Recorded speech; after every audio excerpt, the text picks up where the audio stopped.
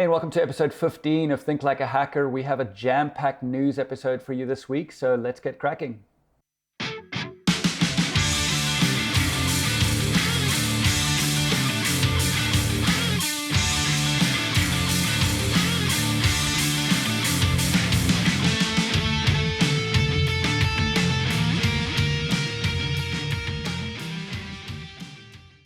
Hey, Kathy, we have an incredibly busy week this week, don't we? Yeah, what's going on? I have no idea. We had to go through our stories and cull a few that were kind of not really on our beat and just really focus on the important stuff. But we have a ton of news this week, so let's just dive straight in. So WordPress 5.2, the release is out, and it has done a really good job of helping improve the security of core updates, hasn't it? Yeah, totally. It really has. And it was a really smooth release as well. So it was good to see the whole team working together just to bring this new security features forward. Yeah, for sure. And Matt Resnick from our QA team reached out to them and got a really nice response from the core folks. Just some concerns with compatibility with Wordfence and with some of the new features in there, but they got that all squared away before the release went out. And it's just wonderful being able to collaborate with a core team that way, isn't it?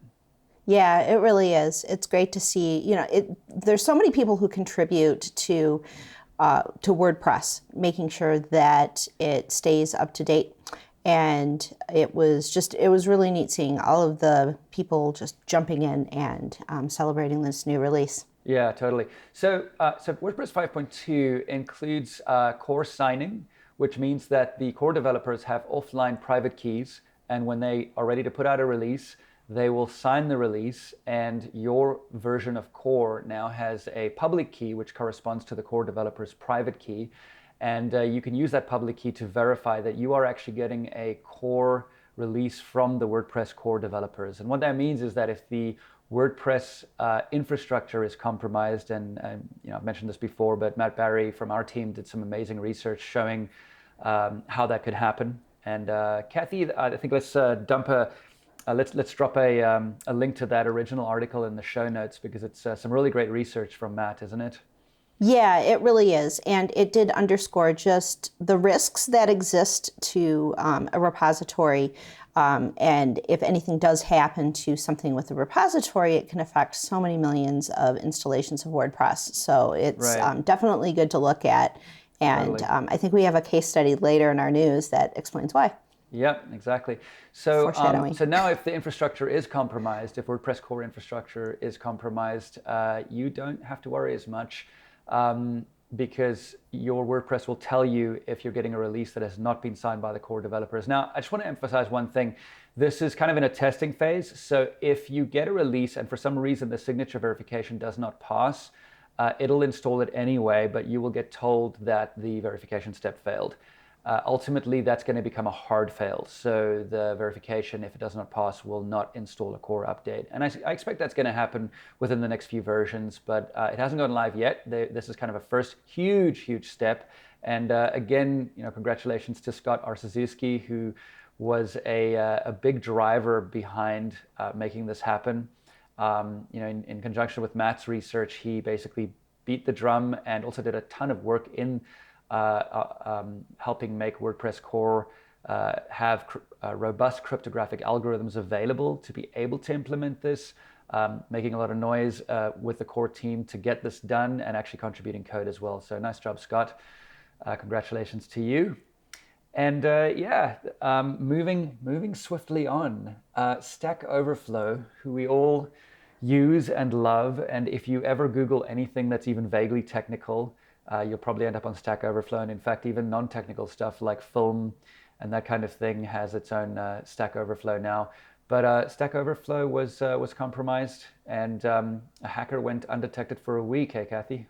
Yeah, the intrusion originated on May 5th, and for a few days from the 5th to the 11th, it appears that this intruder who got in because of a build that was deployed to the dev tier for StackOverflow that contained a bug, allowed that attacker to log into the development tier and then escalated their access on the production version.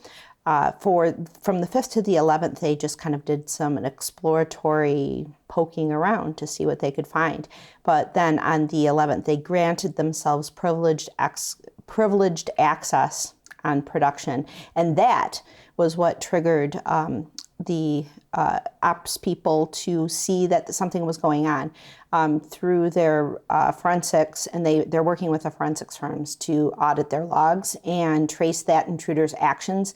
And they just had an announcement, I think recently, that 250 public network users were affected, and they are contacting those users individually. But yeah, definitely a big story. Yeah, so it sounds like Stack Overflow, sure, it's bad, but it sounds like they dodged a bullet because it could have been so much worse, right?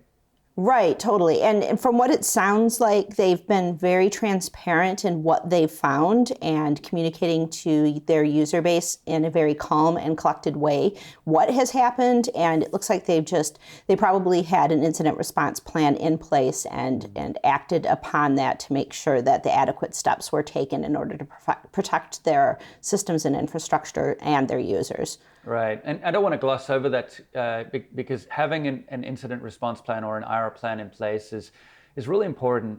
We have one internally ourselves. We do regular incident response drills. Our Director of Information Security, Colette Chamberlain, does an amazing job of coordinating that. And if you are an organization, putting that plan together, it kind of lets you know what to do if you have an incident. And it also gets you into that headspace when you're doing those drills of, okay, let's pretend this is real. Wait, I have this question. No, I'm not sure how to handle this. And so it's a really good thought process to go through for an organization. But as you said, I agree. I think they've handled this incredibly well. Lots of transparency and only 250 users affected out of, I suspect, hundreds of millions because Stack Overflow is extremely popular.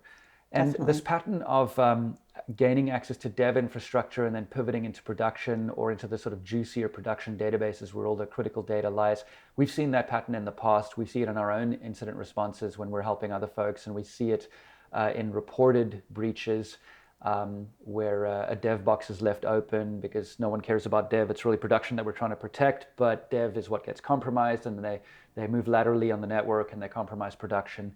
And it seems that that's what happened here. Yeah, it does seem that way.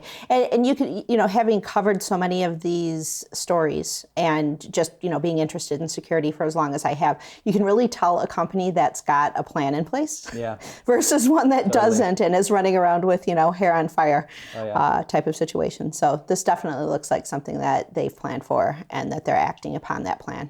Agreed. So, Mika Epstein wrote a proposal to modify plugin guidelines. Mika, Kathy, I don't know what Mika's official title is. Like, awesome WordPress person. She is deeply involved with WordPress and involved with a plugin team, helping decide which plugins should be removed and that kind of thing. Do you know what her official title is? I do not. I just know that I believe she works for DreamHost as her primary job, and that, her job with the repository and with the plugin team is a volunteer position, like so many of people who are contributing to the project. Right. And she does a lot of work. Yeah, so Mika is one of the people who helps decide what the policy of the plugin repository is. This is the open source plugin repository for WordPress.org, and helps decide which plugins get closed if there's a security issue. And Mika's been doing a lot of thinking about how to improve the policies relating to the plugin repo. And I guess Kathy, a lot of her focus in her post was about the dashboard notifications that we see so much of in the WordPress admin console, right? Yes, it started out with a discussion about plugin developers who use English as their second language. And then in doing so, it became very clear that guideline 11, which is don't spam the admin dashboard, needed some clarification so that we are all on the same page. There are so many plugins that do have an update and want to inform their users that there's an update and here's what's going on and here's what you should be looking at. And there needs to be some clarification with these standards and sort of pushing for greater clarity and greater implementation of what are best practices with the plugin repository. Yeah. And I am very, very supportive of this. One of the nice things about doing the interviews that we do is I get to talk to a lot of folks that either run agencies or are WordPress users, often at scale. Sometimes they manage 500 websites and that kind of thing. And I think it was John Brown who I chatted with, who runs, is it 9 Seeds, Kathy? Yeah. Yeah. And I think John was commenting about the noisiness from some plugins in the admin console. And in Mika's post, she differentiates between plugins that are writing to the sort of general admin dashboard or sort of common areas, I think she referred to it as, versus plugins that are writing to their own pages. So for example, the configuration page for a particular plugin. And her thinking there is that for the plugin's own pages, they can do whatever they want. And if they want it to look like a Las Vegas roadside, I think was the metaphor that she used, then that's okay. But she wanted to tighten up the common areas, so the admin dashboard and that kind of thing. And she has some really sensible, I think, suggestions in there to try to improve the signal to noise ratio. So we'll include Mika's post in the show notes. And Kathy, I guess they're still discussing this before they finalize it? Yeah, they are. And Mika is inviting comments. So if any of our listeners are plugin developers, that would be something to look at and definitely get, your 2 cents in to make sure that not only that you understand where the plugin team is going with this, but that your own needs are met in a way that serves our users. So definitely check out Mika's post. I think it's a really good one. And as Kathy mentioned, it's still open for discussion, so you are welcome to provide your own feedback. So there's a really interesting post on Lawfare blog. And the post is, why are the US's cyber secrets getting stolen? And I included this because the story here is kind of interesting. What it talks about is NSA and our intelligence services and the intelligence services of other countries, and how in a lot of cases the vulnerabilities that the NSA uses to exploit their way into various things have become available to hacking groups from other countries and other adversaries.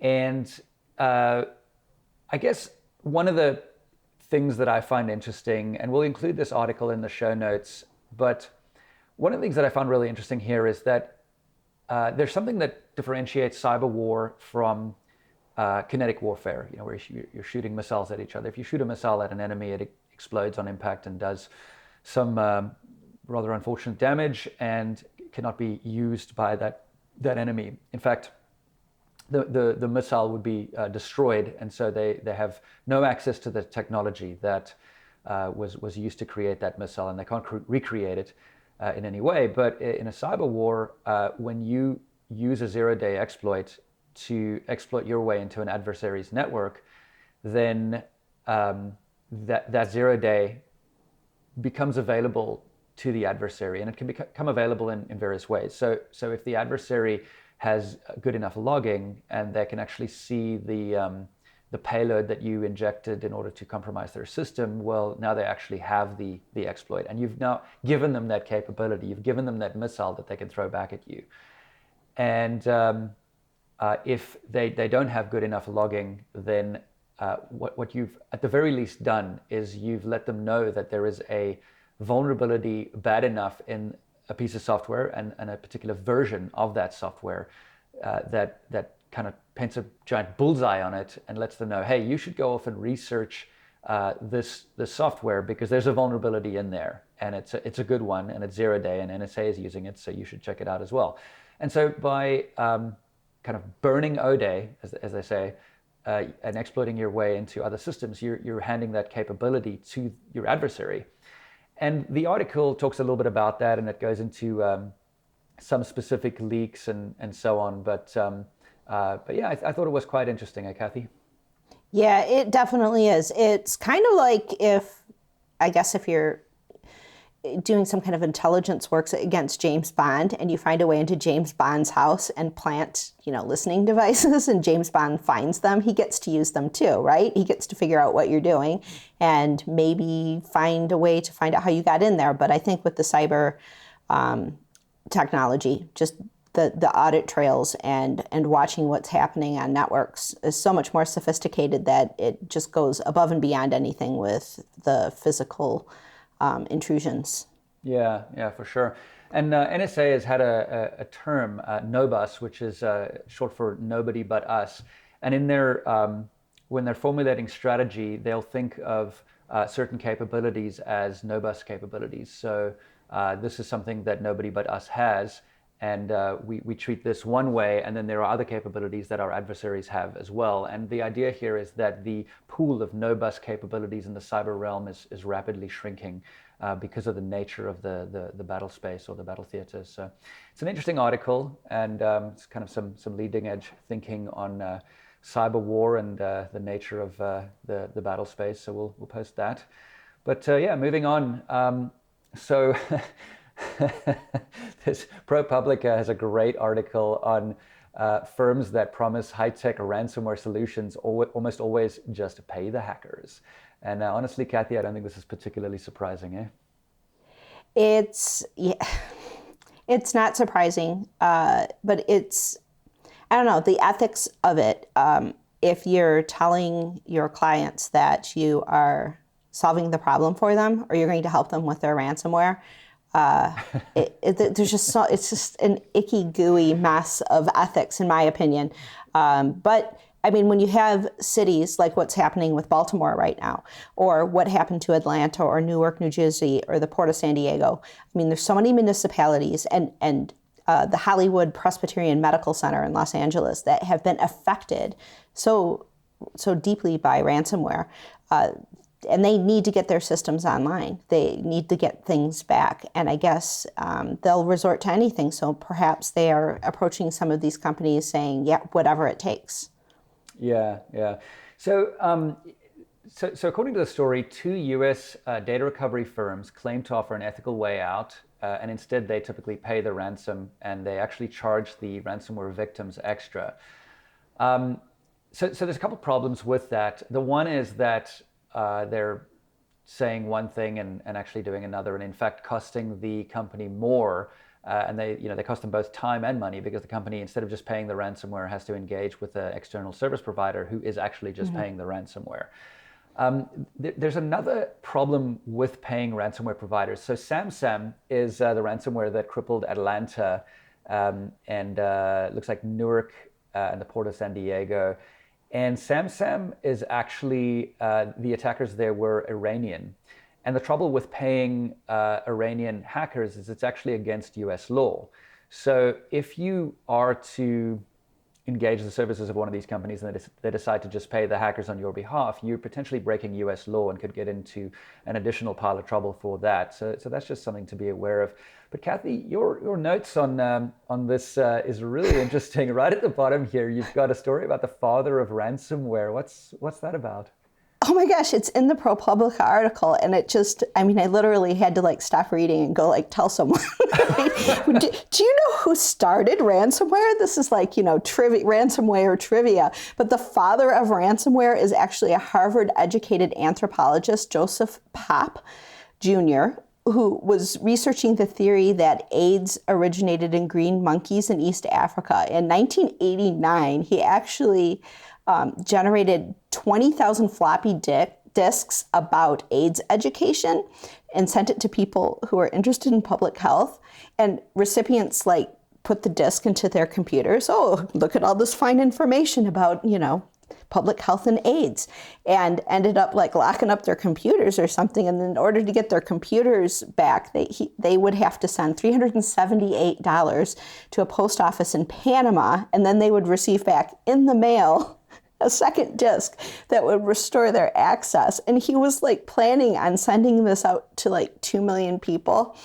And I just thought this was the crazy, old school ransomware. I mean, now it's Bitcoin and viruses and stuff, but I thought this was just fascinating that, in 1989, someone was actually doing ransomware attacks through the that's mail. just nuts. And I'm just reading the rest of your notes here. So the FBI arrested Joseph Pop before he could carry out his plan to distribute another 2 million discs. They extradited him to England, where he was deemed mentally unfit to stand trial, according to one of his lawyers.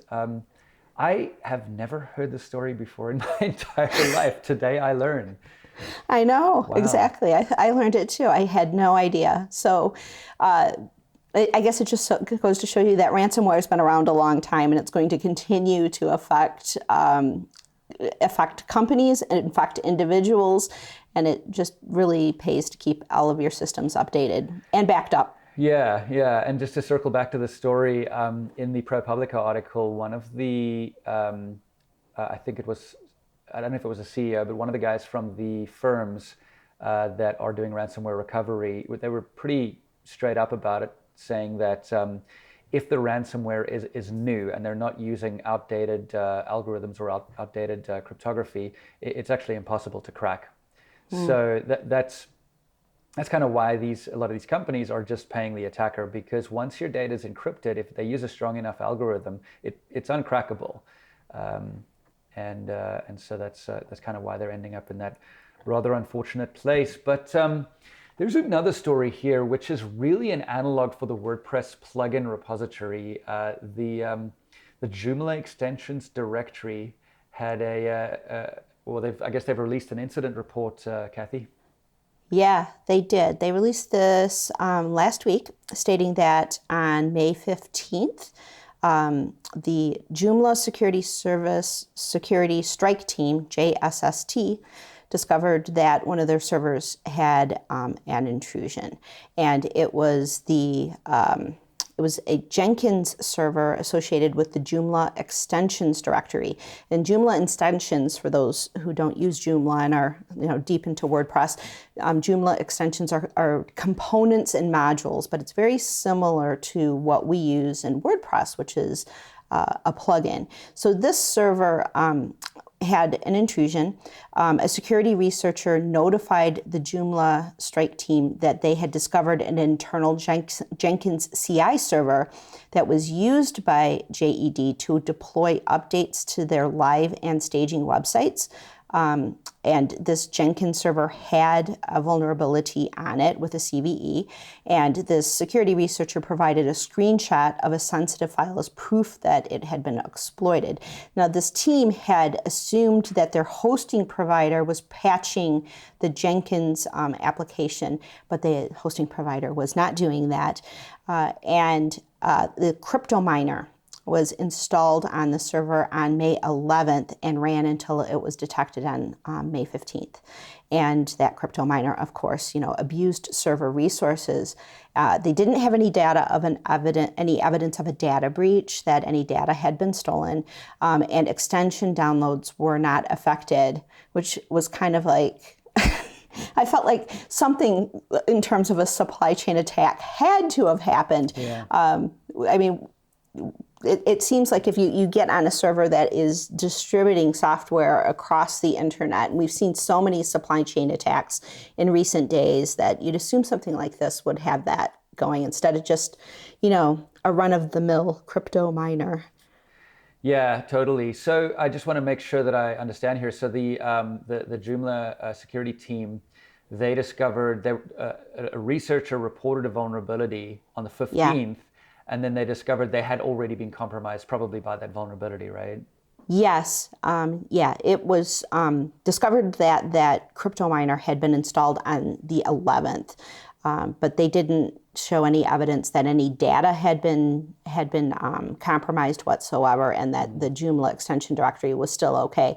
So it just kind of sounds like maybe a spray and play type of hack, where they were just looking for anything with this CVE, and this Jenkins server was there, and they were able to get in and install a crypto miner. Yeah. Either that, or it was just an automated attack with a worm that moved laterally on its own, right? Yeah, it could have been that too. There weren't really any details in terms of what had caused that, other than that was most likely the vulnerability that had been exploited. Yeah. So there's another story, and we'll just spend a few seconds on this because it's just an interesting little tidbit. I didn't realize that Google uses Gmail to track a history of the things that you buy, and it's actually, I guess it's really hard to delete.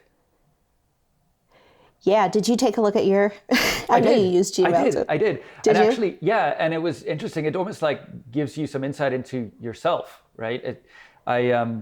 I realized that I watch way more movies than I thought I did. Really? Oh, Yeah, wow. because I order movies on Amazon Fire, Yeah. and I guess I get an email in Gmail every time I order a film, and I've ordered some DVDs as well because, as you know, Kathy, the quality of streaming video drives me nuts.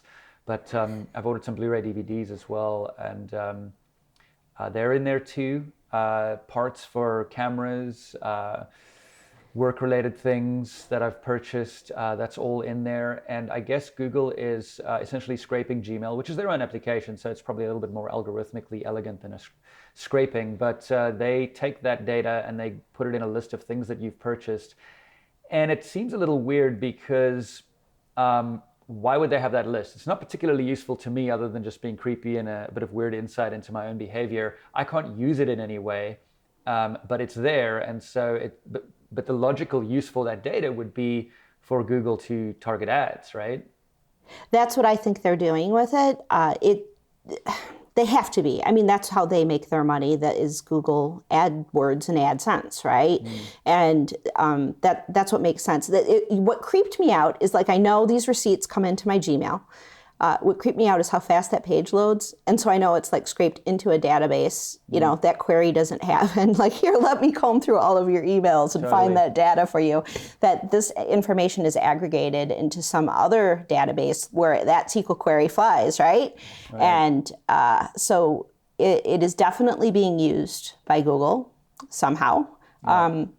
It just kind of creeped me out that so many disparate shopping sites that I've purchased from online in the entirety of the time that I've used Gmail is all aggregated in one place. It was bizarre. I love how you've inferred Google's infrastructure by the page load time. And I think you're right, by the way. The fact that it loads so fast means that it's in a single database. They're not pulling it from like 5 or 10 APIs around the company. Yeah, no, it's in one database. It has to be. I mean, look how fast it loads. I mean, you know how how slow SQL queries can be if it's pulling data from lots of data sources. So this is one, segmented area where all this data is being aggregated into, and reports are being run. And does that report have my name on it, or does that report, some kind of anonymous way, like profiling people in my zip code? I'm not sure. All right. Watch out, Google. Kathy knows how you build things. So. Kathy's guessing. No, I seriously think that you're right. All right, moving on here. So speaking of Google, so a report came out, what date was this? That Google has suspended Android support for Huawei. And I'm just going to double check the date. So that was May 20th in ZDNet by Steve Ranger. And then we had an update today, which I'll get to. But this is an interesting article because if you've been following cybersecurity news, Huawei has been taking a lot of heat from the US government. There have been suggestions for the last year and a half, I would say, maybe a little bit more than that, that Huawei is essentially an apparatus of the Chinese government, and Huawei's capabilities in telecoms are being used to surveil other countries around the world. For reference, Huawei is the largest telecommunications equipment maker in the world, and they're also leading the 5G charge. They are everywhere. I travel to South Africa a lot. I bought a USB cell phone modem device, and that was Huawei. Their brand is all over South Africa. It's used in Australia. I think they were maybe a later entrant into the market in the US, but they're very big in the US as well, or were until this all unfolded. But there's been growing pressure from the US government to create an awareness that Huawei might be being used for surveillance by the Chinese government. And then they fired a rather large barrage in this war, in that the Bureau of Industry and Security, which is a department of the U.S. Department of Commerce, added Huawei Technologies to their entity list. And what that means is that any company that's added to that list has to get a U.S. company has to get a permit if they want to do business with that entity. So Huawei has been added to that list, which is a huge development since, as I mentioned, Huawei is the largest telecommunications maker or provider in the world. So that happened. And then I think shortly after that, Google has said that they're limiting Huawei's access to Android updates. And I think the reasoning there is that Google's hands are kind of tied because the U.S. Department of Commerce has said, Google, you need to get a permit if you want to do business with Huawei. And Google have said, okay, well, we don't even know if we can get those permits, so we need to limit Huawei's access to Android. And then right before we went live and started recording here, the Financial Times reported that, and I'll just take a look at this headline. So Trump grants a temporary reprieve from Huawei ban. U.S. companies can keep doing business with Chinese handset maker for 3 months. So this is obviously a developing story, but it is interesting, and it's sent some shockwaves through the industry in the sense that I guess Android is open source, but a lot of Google's applications run on Android, and Google's limiting what Huawei can do with Android. So it's a little bit of a further balkanization there of the internet and the cell phone market and that sort of thing, Kathy? Yeah, the thing that was interesting to me, now Android's open source, and but Google kind of is the sort of the keeper of the project, so to speak. And the thing, from the security angle, if you have a Huawei phone and you're concerned about updates, the Google, if they has a security patch, what they typically do is let everybody, all the manufacturers that are using the Android on their devices, let them know that the security patch is coming so that they can test and make sure that that update is going to work with all of their modules and all of their proprietary software. But Huawei's not going to get, any of those alerts. They're not going to have that month-long test to make sure everything's okay. They're only going to learn about those patches the same day that they're released to the Android open source project. So there's going to be a lag before they can distribute them. So I found that to be sort of a reason why our audience would want to take a deep look at their device and sort of the longevity of it in terms of a security angle. For sure, yeah. So as we said, it's a developing story. The landscape's changing pretty quickly there as the U.S. has granted a temporary 3-month reprieve to Huawei, and we'll see how that unfolds. But there's an interesting bit of research that Google have published on how effective some basic security hygiene is. Hey, Kathy? Yeah, they released this on their security blog, which is security.googleblog.com. And this new research looked at how effective basic account hygiene is at preventing hijacking of your Google account. And they found that if you have your phone number, your device registered with Google, that it improves the ability, sending that recovery phone, sending a recovery code to that phone number helped block 100% of automated bots and 96% of bulk phishing attacks and 76% of targeted attacks. So I guess the lesson here is to just make sure that Google has your phone number. Yeah, and as we mentioned on the show before, SMS is not really considered secure anymore. However, Google do provide the ability to authenticate yourself via SMS. There's a more secure way to do that, and that is by using their Google Authenticator application. And it's really a more secure replacement for SMS. And using that, it prevented 100% of automated bots, 99% of bulk phishing, and 90% of targeted attacks. And so I would recommend using that instead of SMS. But at the very sort of worst case, provide Google and Gmail and the other services there with a recovery cell phone number, and then when they detect a suspicious sign-in that comes from kind of a known bad IP, they'll prompt you, and that gives them a way to further authenticate you. And unless the attacker has actually cloned your SIM, which is the new thing, as we mentioned in last week's episode, they will not be able to get in, and it seems to be fairly effective. So we'll put a link to that in the show notes. So in other news, there's an interesting story via Brian Krebs, and his website is, of course, krebsonsecurity.com, which is a really, really great blog, and Brian does some amazing research.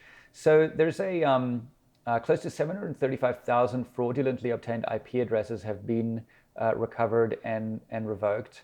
And what happened here is that a company called Mikfo was grabbing IPs from Aaron, or getting IPs assigned to them from Aaron, and they were creating fake companies, and I think it was about 11 companies that they created, and those companies were being used to apply for IPs from Aaron. Aaron started, and this is, Aaron is the organization that assigns IP addresses in North America. And Aaron started investigating, and they started asking some questions. And so Mikfo tried to get a temporary restraining order to prevent Aaron from getting some of those IP addresses back. Well, that completely backfired, because this went to mediation, and Mikfo were actually ordered to pay $350,000 in Aaron's legal fees. And they were also ordered to give back the IP addresses that had not been sold. Out of the 735,000 IP addresses, out of that pool, they had to give back the ones that they hadn't assigned yet. So that was kind of a big win for the good guys there. But the reason we're including the story is because a big part of spamming or hacking is having clean IP addresses that you can use as a platform to attack sites. Whether you're doing credential stuffing or you are sending spam email, having a fresh IP address that you can do that from is essential. And having a giant pool of IP addresses that are clean or have a good reputation is pure gold. So if you can apply to Aaron for a pool of IP addresses, especially a pool of, say, 735,000, that's awesome, because now you've got a huge pool of IP addresses you can rotate through when you're spamming and so on. And the trick is to actually get those IPs. They're kind of scarce, and when you apply to Aaron, Aaron's going to say, well, who are these IP addresses going to be used by? And so what you do is you just set up a front company, or 11 of them, and say, well, it's going to be that company, and they're using it for blah, blah, blah, for whatever. And anyway, that was Mikfo's MO, and they try to get aggressive about trying to take out a TRO, or a temporary restraining order, on Aaron to prevent them from investigating, and it completely backfired. So I do love this story, don't you, Kathy? Yeah, I definitely do. And it's interesting that this is the first time that Aaron's ever done anything about this. This has been happening, but this is the first time that they've taken legal steps to basically protect IP addresses. But I think after this, that further legal action against other spammers and whatnot will probably follow in the future. Yeah. I think anything that can be done to minimize the pools of IP addresses that hackers and bad guys have access to is a good thing. If you are a hacker, or you're thinking like a hacker, as you now understand that one of the things you want is large pools of IP addresses that have preferably not been used for bad things in the past. And if we can minimize that, that would be awesome. But I guess the nightmare in Baltimore continues. Yeah, you want to buy a house in Baltimore? Oh my goodness, not right this minute. How about you? You couldn't if you wanted to, because the city is basically shut down. You couldn't transfer for 2 weeks. This has been going on for 2 weeks. And it all happened because of ransomware, the same type of situation that was happening with like the Sam ransomware. This one is different. It is the Robinhood ransomware, which is affecting the entire city. So houses can't be sold. You can't pay for your water. The city of Baltimore can't collect money for water or trash services or anything else. The hackers have asked for 13 Bitcoin, which is about $100,000, but that sum is rising, $10,000 per day since, and the deadline for payment has passed. And the city isn't saying whether or not it has paid, but several servers are still inoperable as of today, May 20th. So no email. It is just, it's a mess. Wow. What's really sad too is that Baltimore, one of the IT guys had put on the budget request to have cyber insurance to protect the city and the taxpayers in case of an attack like this, but it never made it into the budget. So they don't have any insurance to cover anything like this. So it's going to land on the taxpayers to cover this. They have over 7,000 employees in Baltimore and 113 subdomains, which is, if you think of all those personal computers and you think about all of those subdomains and web servers and everything, there's a huge attack service. I don't think they're quite sure exactly how this started.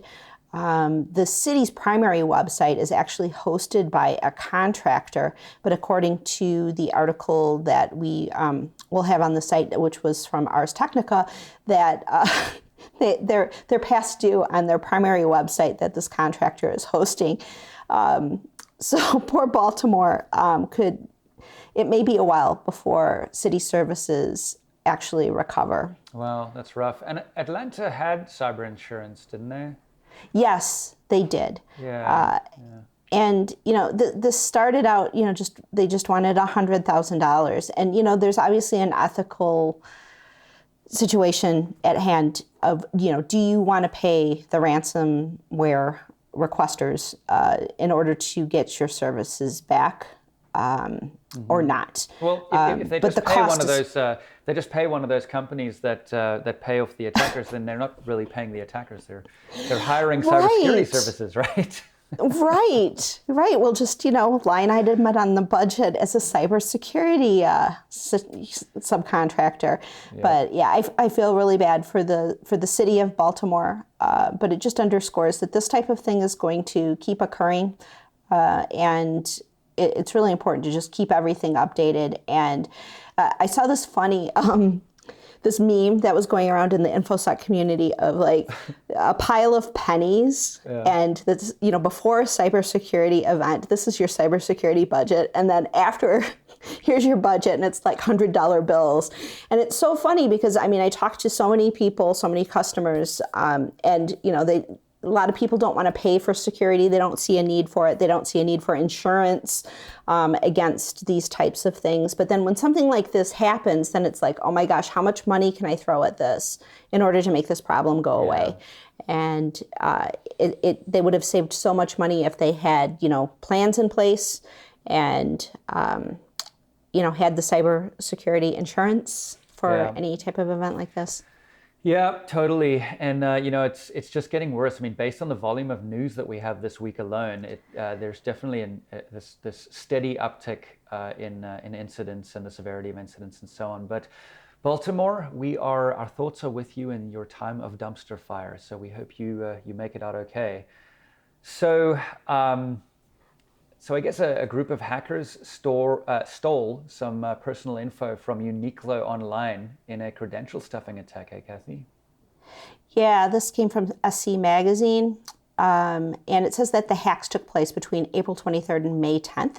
The number of people that were affected was quite large. 460,000 customers had their information stolen.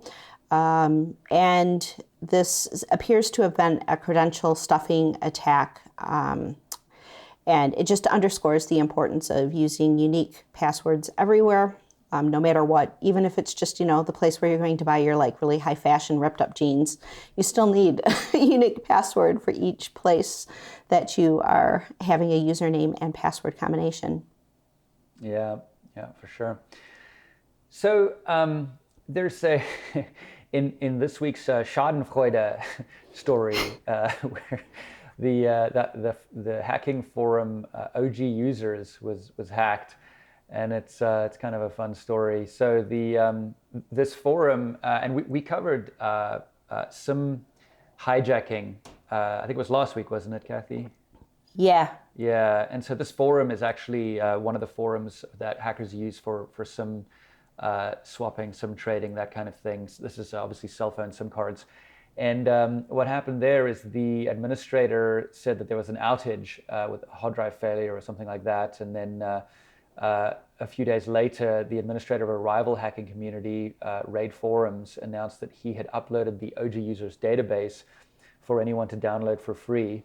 And so I don't know if I mentioned this, but the forum that was hacked is OGusers. And the members were obviously extremely frustrated. But I guess the twist here is that, and this is from, I think Krebs theorized this, and then Catalin Kimpanu also weighed in on Twitter with the same theory, that the data from this forum is now out there because it's been compromised, and the owner of this rival hacking community put it up for download. And so the feds have probably gotten hold of it. And my guess is, and this is a guess from Catalin and from Brian Krebs as well, that this is going to result in a whole bunch of busts because the feds are now have access to this data and the user accounts database and that kind of thing, perhaps IP addresses, and they can track who's been trading SIM cards on OGusers, eh?